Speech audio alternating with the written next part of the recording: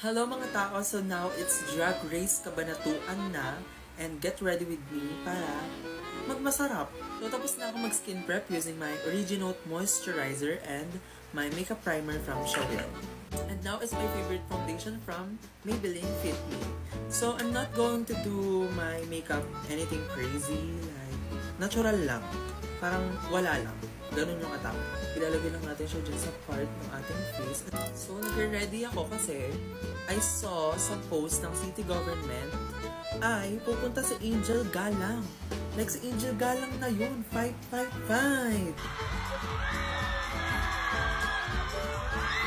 And also, makikita din natin sila Brigading, Vinya Deluxe, and what's the other one? Basta yung 3 divas ng Drag Race.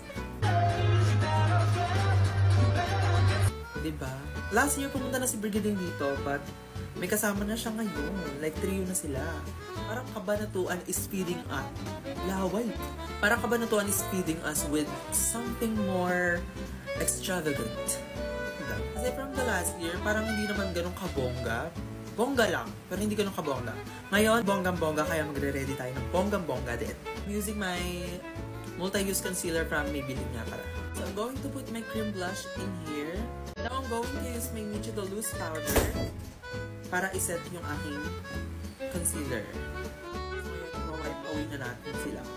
And now makikilay na ako using my FS eyebrow powder.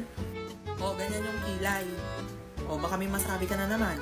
Comment down below. So now, ginawa ko na rin yung eyeshadow ko. So now, I'm going to dip in this shade.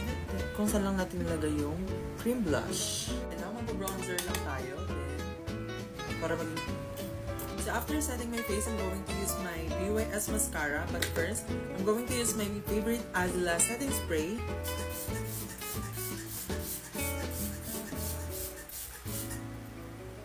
I'll be back for the finished look. Masunuri. USC. Nakasanta ang mga yun. Ay, ma. Masunuri. CRT.